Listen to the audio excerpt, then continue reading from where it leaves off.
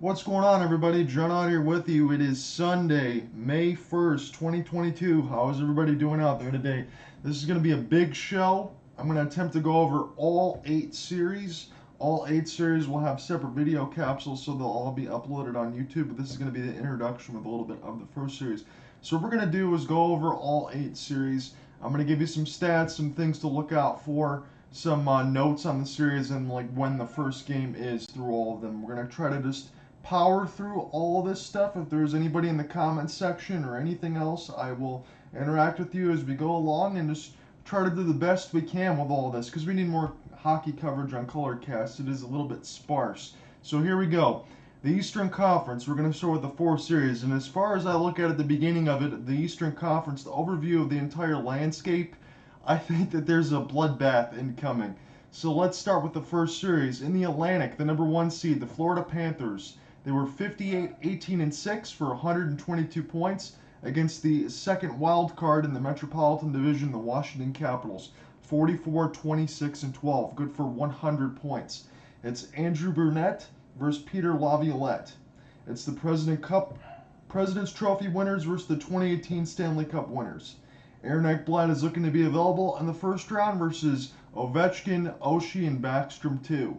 So here's the stats on Centerpieces. We're going to do this all for all the series as well, but I'm going to give you a breakdown a little bit. So for Florida, Jonathan Huberdeau, 80 games played, 30 goals, 85 assists, 115 points. Aleksander Barkov, 67 games played, 39 goals, 49 assists, 88 points.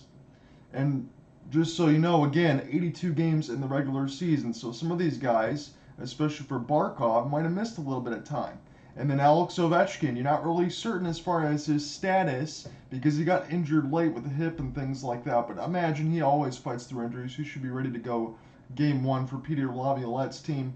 Another strong season for the ageless one, Alex Ovechkin. 77 games played, 50 goals, 40 assists, 90 points. So 50-40-90 season once again for Ovechkin. Evgeny Kuznetsov, 79 games played, 24 goals, 54 assists, 78 points. Nicklas Backstrom, just 47 games played, 6 goals, 25 assists, 31 points. And TJ Oshie, same, been hampered by injuries and illnesses.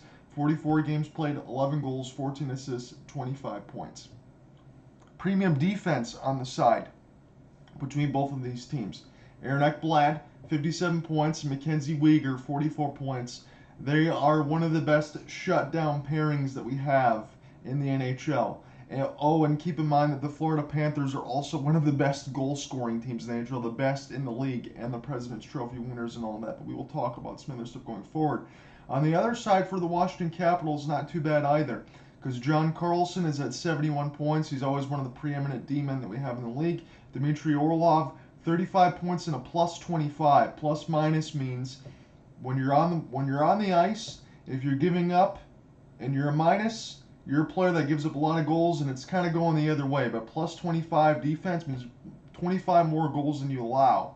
You're keeping the stem and tide of everything else in check. And I had to throw this in there just for laughs as well, but he's having a great season. Nick Jensen, former Detroit Red Wing, 21 points, a plus 32. Led the team for the Washington Capitals, and that's on your blue line on defense. So here's some other parts we want to talk about. Florida's other third liners.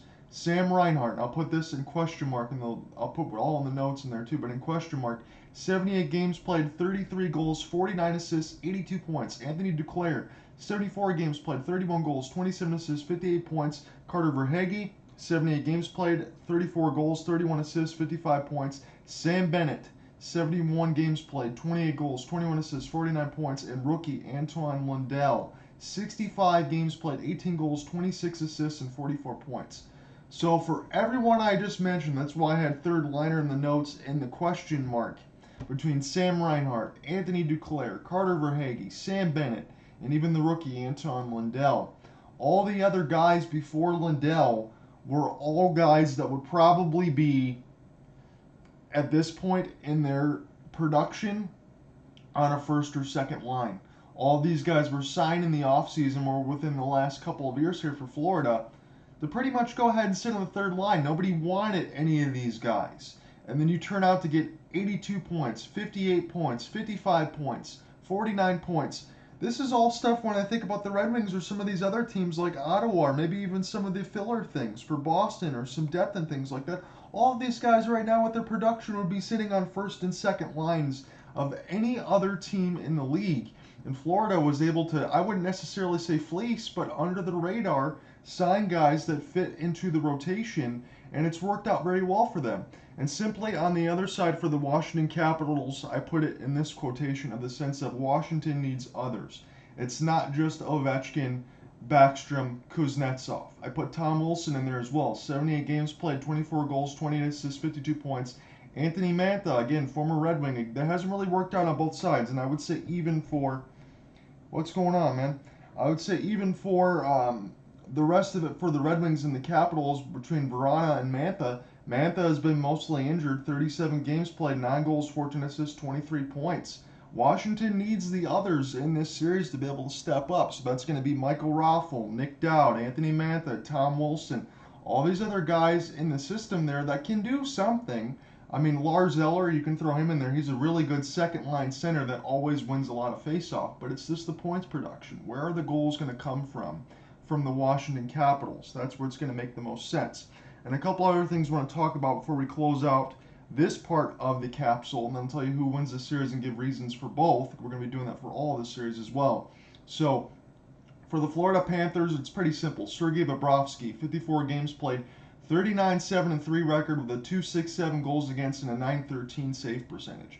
Granted that .267 and .913 has ballooned up a little bit in the wrong direction, but that just tells you how good Bobrovsky is. Has been consistent all year. For his numbers to balloon up like that when he was closer to probably the 925 percentile in the low 220s area, it makes a lot of sense that this guy, again, look, you're not going to be able to sustain it all year. Former Columbus Blue Jacket, getting up there in age now, but he was one of those guys within the last few years that the Florida Panthers brought in to solidify their goaltending. And don't forget about the very high pick within the last couple of years in Spencer Knight. 32 games played, a 19-9-3 record, a .279 goals against, and a .908 save percentage. So he's going to be opposed by this. Again, Vitek Vanacek, he was one of the guys that was supposed to go to the Seattle Kraken, but Seattle and Washington were able to move out a deal where Washington threw them an extra pick just so they can get to the rebuilding process and get Vanacek back. And they needed Vanacek back because they really don't have goaltending. 42 games played, a .267 goals against, and a .908 save percentage, so that's just the start. I'm not talking about the backup. And Ilya Samsonov, who is the backup right now, 44 games played, a .302 goals against, and an .896 save percentage. That's very bleak for the Washington Capitals right now. So a couple other notes here. Florida and Washington are 7 and 6 respectively in hits. We're talking about, when I looked at the graphic yesterday, in the 2000s range, so about 2,500 to 2,450, somewhere in that range respectively. So both of these teams are going to lay the boom and throw the body. So who wins the series, and give reasons for both. I mean, like I said, doing it for all of these. So let's talk about the Florida Panthers in a nutshell here. President's Trophy winners, again, 122 points. They've dominated, just like the Colorado Avalanche have in the Western Conference, respectively. Everybody in the NHL, they've scored more goals than everybody. They've been able to play some strong defense. They've been able to have the depth scoring that you would need that would be envious of every other team in the league. And on the other side, for the Washington Capitals, it just remains the same as Aleksander Ovechkin. He's still that same jump starter between 50 goals, 40 assists, and 90 points for Ovi in 77 games, like we've said.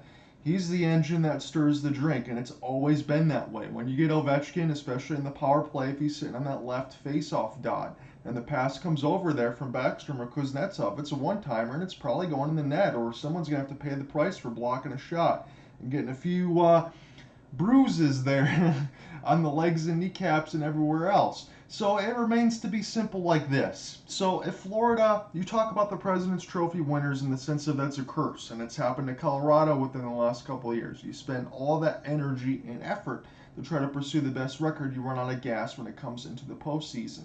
Or you're one of those teams that's feeling the pressure as far as you've lived up to all of this expectation in the regular season, but when the lights shine the brightest, you end up falling apart. And look, I'm not saying necessarily that that's going to happen to Florida, But I do think the Washington Capitals do present a unique challenge. And look, a lot's going to have to go for Washington right in this case for them to be able to overtake Florida.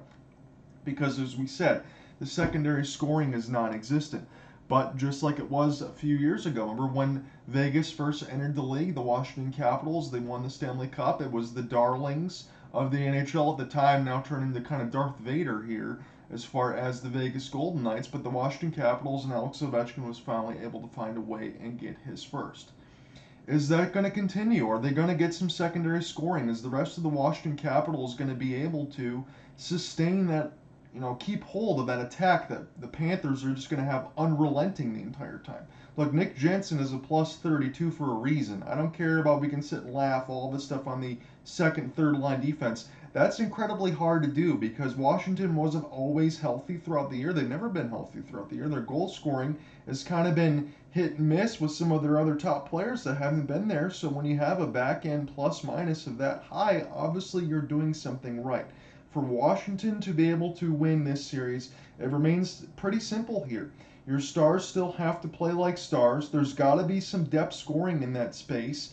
And to be honest with you, I think the biggest stem comes from Vitek Vanacek and Ilya Samsonov. You can't have save percentages in the sub 900s or below. You're going to get absolutely blown away in the Florida aspect of it. If Florida is ready to take that next step, they're going to be taking the 2018 Stanley Cup winners seriously and try to put this series away. Now, who's going to win this series and how long is it going to go?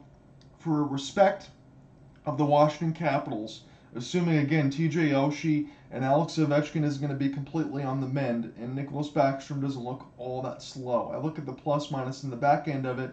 It's got to stand for something. Florida should at least dispatch the Washington Capitals in 6 games. But I will tell you this, if Florida holds on to their sticks too tight, if they succumb to the pressure and they're feeling some of those things as far as, winning the President's Trophy and they take Washington a little too lightly, Washington is one of those teams that can knock them out, no problem. But I will, out of respect to the Capitals, I will give them a couple games. I will say this is a 6-game series. Washington needs to come right out of the gate on road ice and try to steal that first game in order for the momentum to actually go their way. So the first game of the series is going to be Tuesday, May 3rd at 7:30 p.m. Eastern on ESPN2.